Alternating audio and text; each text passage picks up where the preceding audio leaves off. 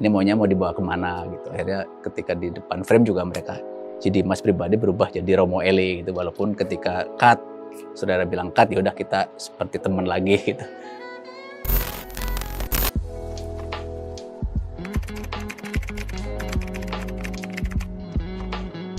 Rizky Hanggono emang dia secara ini dia berasal dari Jawa Timur kalau nggak salah.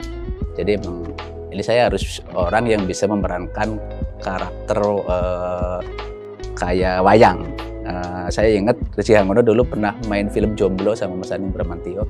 Dia memerankan ada sosok nggak tahu, lupa saya nama sosoknya, tapi di kita kan udah jadi Arjuna gitu. Dan secara look juga dia agak seniman, agak nyendil lah secara muka gitu. Tapi bukan berarti sebenarnya ada tantangan sendiri sih, karena Rizky Hanggono secara karakter pribadi, dia secara pribadi ya personal itu pendiam. Gimana sih ini membuat bahwa si Johan ini kan orangnya yang selengean, yang dinamis, memberikan kesan apapun setiap ketemu sama orang gitu. Sebenarnya ini tantangan sendiri sih buat sosok Johan.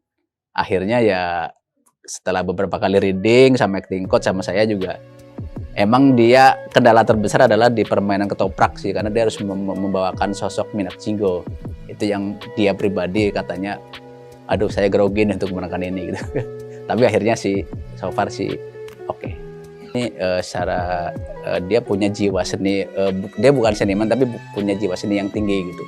Dan dia seorang petualang, makanya saya analogikan dengan sosok Arjuna gitu.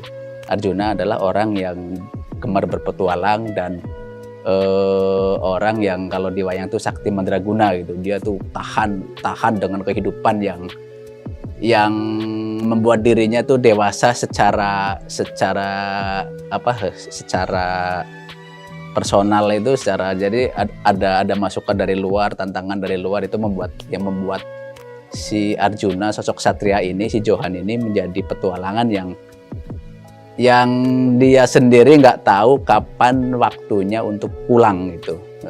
Karena ada tagline di series ini gitu, saya memberikan tagline di ending gitu, bahwa seorang petualang sejati adalah petualang yang tahu jalan pulang.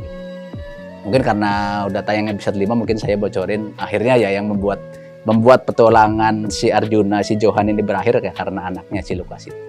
Nah, kalau Eyang emang kita butuh sosok untuk menggantikan sosok Johan di rumahnya Lukas itu kan. Eyang adalah secara karakter dia tegas, keras, tapi mampu membimbing cucunya Lukas.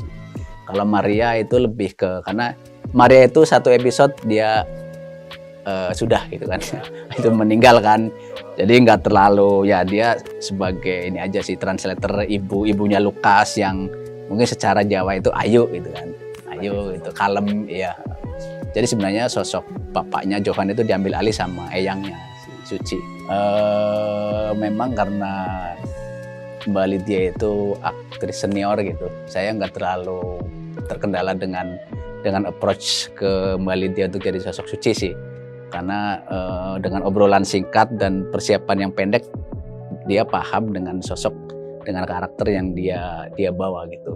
Dan di luar set, maksudnya di luar frame gitu, ketika kita persiapan, dia sangat membimbing Lukas, kayak benar-benar sebagai eyangnya di luar series. Dia membimbing karena Lukas ini orangnya hiperaktif kan, nggak pernah diem gitu, di depan frame nggak pernah diem, di persiapan juga nggak pernah diem, namanya anak-anak gitu. Ini sih sebenarnya si Eyang sama Romo Eli lah yang membimbing si Lukas sebenarnya.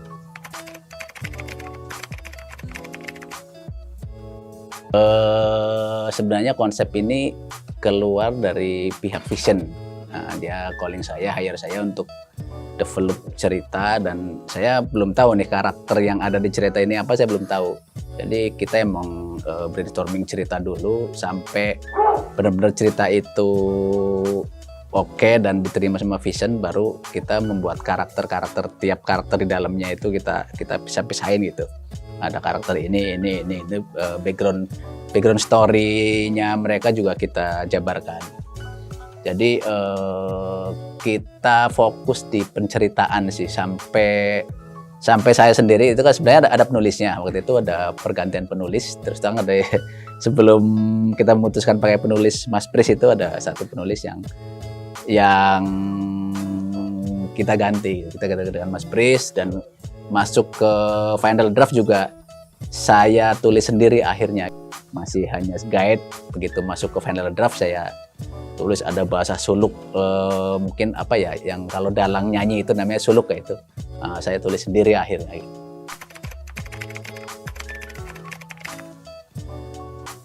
Kalau syutingnya 15 day syuting, breaknya 2 hari. Jadi sekitar kalau secara production schedule sih 20 hari ya. Maksudnya dari kita persiapan awal, break sama syuting itu 20. Tapi untuk syuting days-nya cuma 15 hari.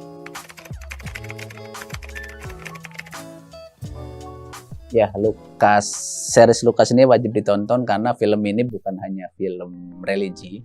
Ya, film ini menceritakan tentang anak yang mencari bapaknya, film tentang petualangan ketiga anak yang berteman di salah satu gereja, film tentang keluarga, film tentang kerinduan ayah, kerinduan anak terhadap ayah, ingin hadir di sosok keluarga yang hangat menjelang Natal. Dan film ini adalah film tentang bagaimana sosok bapak sebagai petualang itu kembali hadir di tengah-tengah keluarga dan bisa tahu jalan pulang ke rumah walaupun dia adalah sebagai petualang sejati.